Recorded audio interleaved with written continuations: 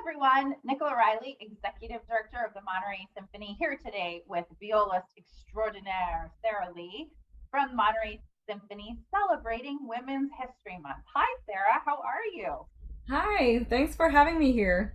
It's our pleasure. Absolutely. We're still reveling in your amazing balcony session and how you just ripped up the viola. It was awesome. So thank you for that. So, in celebration of Women's History Month, can you tell us about a favorite female composer and a favorite female performer? I actually have a couple favorite female composers, but the first one that I really want to highlight as a violist and composer is Rebecca Clark.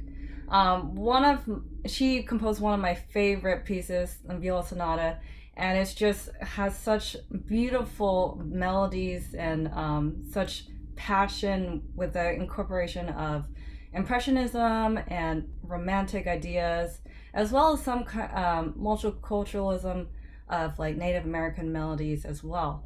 Yeah, she has uh, really faced so many hardships, and she was born in around the 1900s, and her studies were interrupted twice actually of studying composition. The first was when she studied in a Royal College Music and a Royal Academy. Her harmony teacher actually proposed to her, and it was her father was just flabbergasted and just it's like said, "I need to pull you out." And then, 4 years later, she said, I really love composition. I really want to do this again. And so she studied again in another school, and and then she found out that her father actually had an affair with another woman, and she told him about that and confronted, and he later pulled her out of her studies again. So, but despite all of those hardships, she still persisted and became one of the first female uh, professional orchestra players in her time, and was well known for her composition works. And this competition that she entered in 1919 with Elizabeth Coolidge, she actually tied first with Ernest Bloch. But later, despite the judges, uh, most of the judges liking her music, Ernest Bloch was the declared winner for that. And there was rumors saying that people didn't believe that a woman was able to write such a composition that of such grace and intelligence, and they thought that she was a man. It was not possible, and and so she actually used a pseudonym, Anthony Trent, and and realized that she was much more popular with using a male name as a composer as opposed to using her own female name. So it was just an amazing story to hear, but she still persisted, and I'm really grateful for that. I wish that she composed more works, but I do think that there's a lot of her works that are still not publicized um, because of um, just her role in society. And but thankfully for the Rebecca Clark Society, they resurrected her works in just the 2000s, and it's many many years later, and we're still figuring out or finding more of her works being resurrected and preserved. That's an amazing story. That's amazing. So, how about a female performer who really inspires you? Yeah, I really love Tabia Zimmerman. She is an amazing violist from Berlin. I just can't get enough of her concertos and her sonatas, and I it's just her voicings and her playing with such power and grace. I just can't seem to get that anywhere else. Yeah, amazing.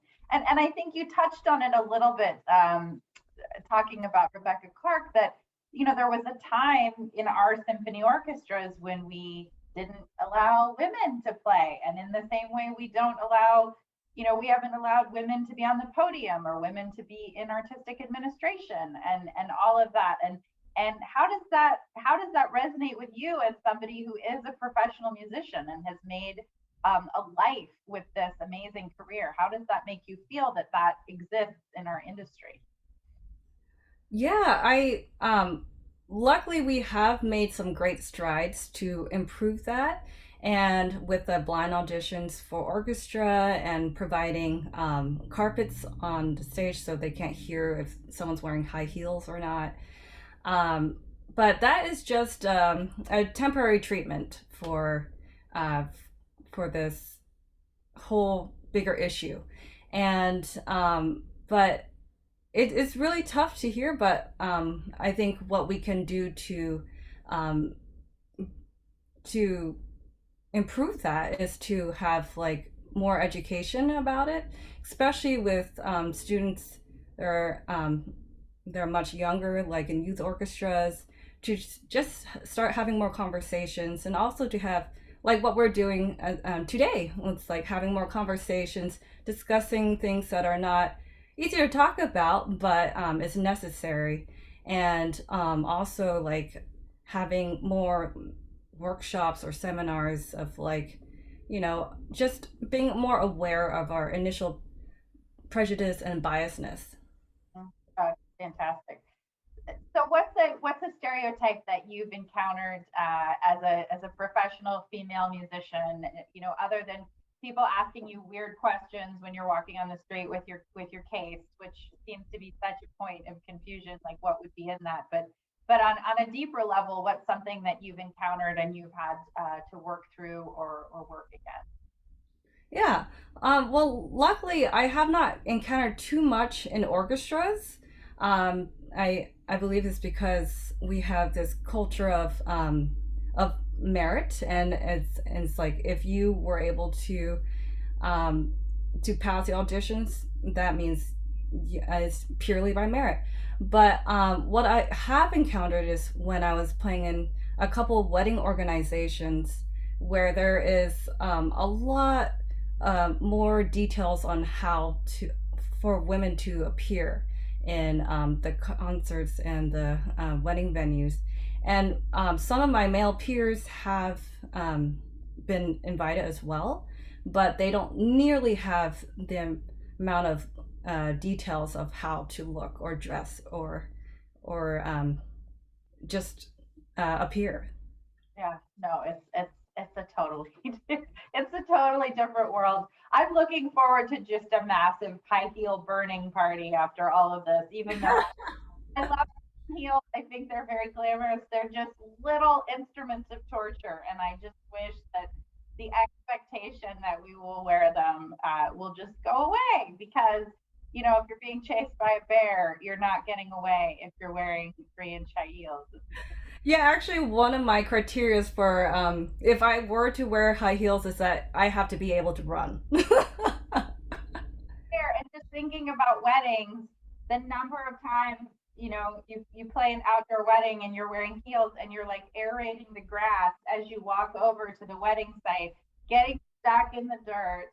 And I mean, it's why it's just Yeah, exactly. And most of the time, they don't even see your feet, right? So, why does it matter? I mean, it's one of those things that I just think is so arbitrary. It's just this arbitrary thing that I hope we get rid of.